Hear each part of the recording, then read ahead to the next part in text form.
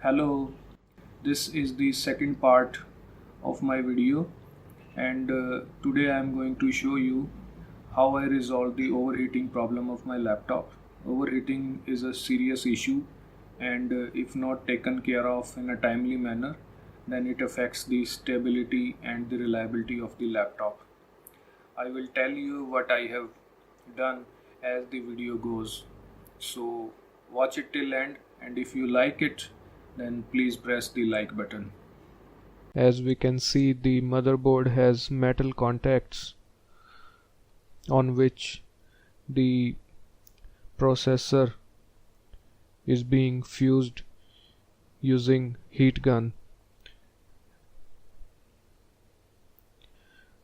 Due to the daily stress and strain on the motherboard, the processor and the contacts, they tend to loosen up, and due to the continuous heating and loosening up and tightening up of the contacts, they become weak. Even though the manufacturer tries to put the components together by applying certain adhesive on the sides of the chip, but that's not sufficient to hold it together. So what I am gonna do is I will apply the epoxy adhesive to the chip. The epoxy adhesive is available as Fevikwik in India, and it also comes quite cheap. So what I am going to do is that I will take the adhesive and as you can see, the adhesive is quite water-like substance. So when I put a little bit of adhesive on the board, it will go deep inside the voids that are created due to the continuous stress and strain on the motherboard. It will create a permanent bond between the motherboard and the processor so that it can handle the daily stress and strain quite easily.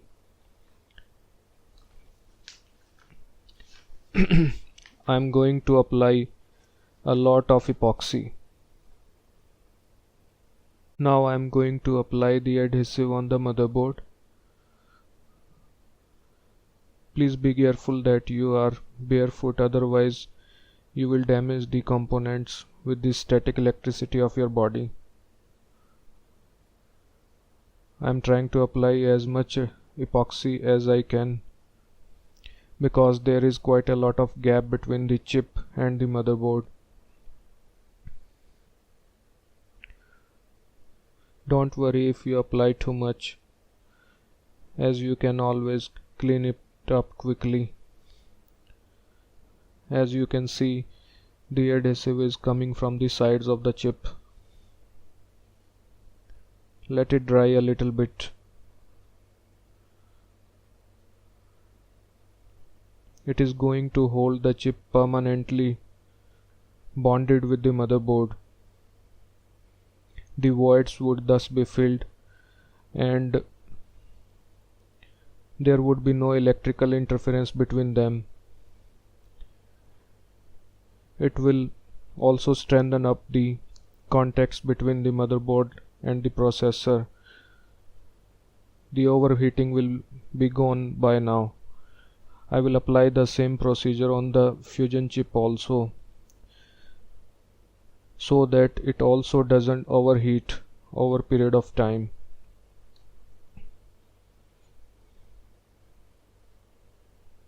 Now I am going to apply the thermal paste on the CPU. Using a good quality thermal paste is absolutely necessary to keep the CPU temperatures within the reference range. I am using the best compound available, that is the Arctic MX4 formula. By experience I know that this is a good compound. I have been using this since the last 2 years. Now I will put the heatsink back in its position. Do not lift the heatsink once it is placed on its position.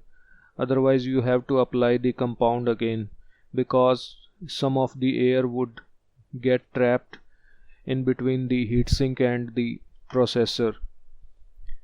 So I'm going to tighten up the screws as necessary. There are springs between the screws and the heatsink, so they automatically adjust the pressure. Not going to tighten up too much. And that's it. The permanent solution for an overheating CPU I have made. Now is the time to turn on the system and let us see how it works. So fixing up the battery back to its place. All the fingers are crossed. Here it goes.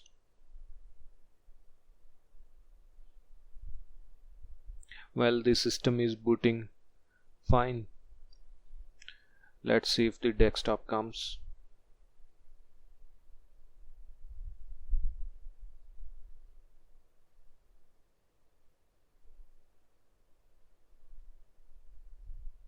So here we are. The system has booted fine. It's working snappily than it was working earlier.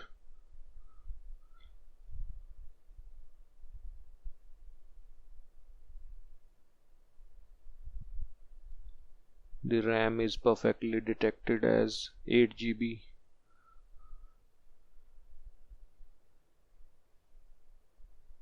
It's working fine.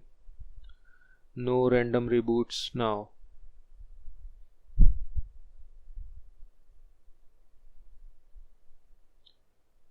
So that's it.